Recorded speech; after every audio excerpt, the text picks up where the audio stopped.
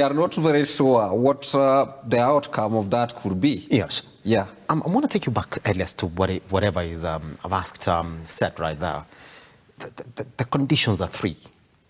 And this is exactly what has made Raila Odinga go to the street.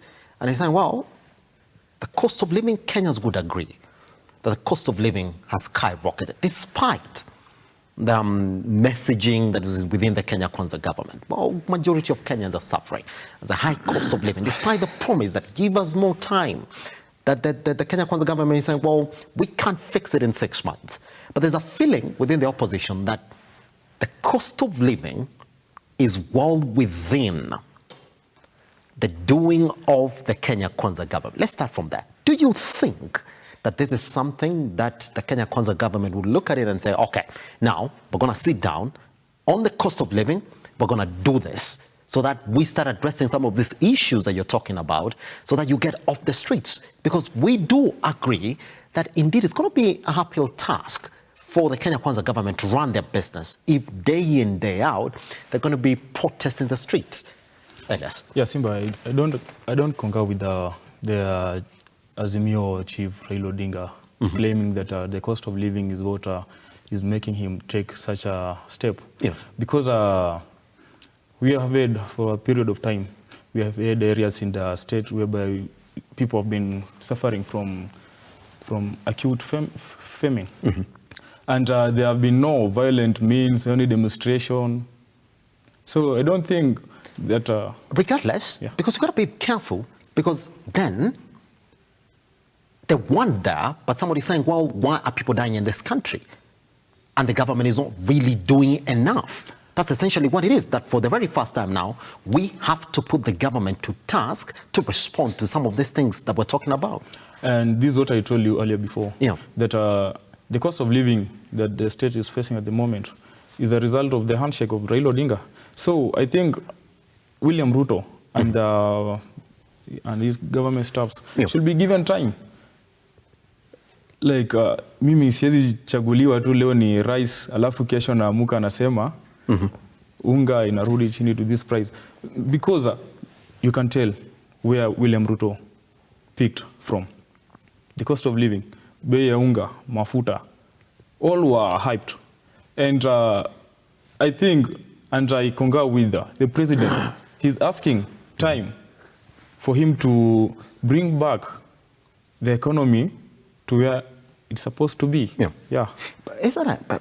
Do you think the majority of Kenyans who are now looking at the messaging that is coming from the Kenya Kwanza government would actually support Raila Odinga on that front? And I want to take you back to what Ruto and DP Gachagua said. In fact, let me just tell you what DP Gachagua said. He said, tukieka Biblia chini.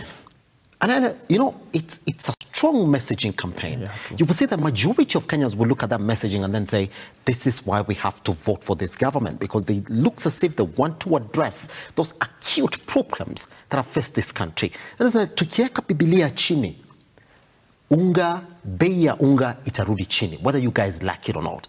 And you will see that is a very emotive messaging right there, Elias, whether you like it or not, which would make somebody who is hungry or was never voted for this government or actually go in and vote for them. Do you think now, when they're asking for more time, we came in, they said, we're going to fix it. They said, well, give us more time. Now you see what the government is saying is that in 6 months again, that's when the cost of unga, the cost of living again, will start to come down considerably.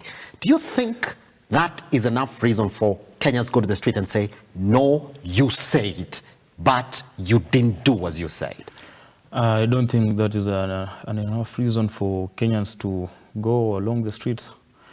Just as I've said, yes, the DP said, tukieka Biblia chini, bei ya unga itarudi chini, mafuta itarudi chini. But as I've said, it's something that can't take place immediately. It needs time for a simple evaluation to go through. Yeah.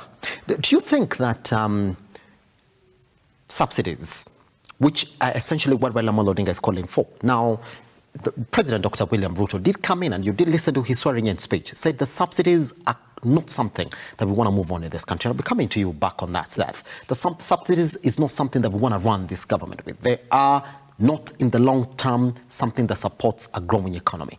Now, all of a sudden, Kenyans knew very well that Uhuru Muigai Kenyatta, the former retired president, subsidized their unga all the way up to the running for the 9th August general election. Majority of them would like to think, why can't you subsidize maize now? Because the cost of living is skyrocketing. Do you think that is something that the government can do now? On the sidelines of saying, we are going to promote production as well. Yeah. No, taking such a thing in position at hand, it has got its own consequences. Yeah.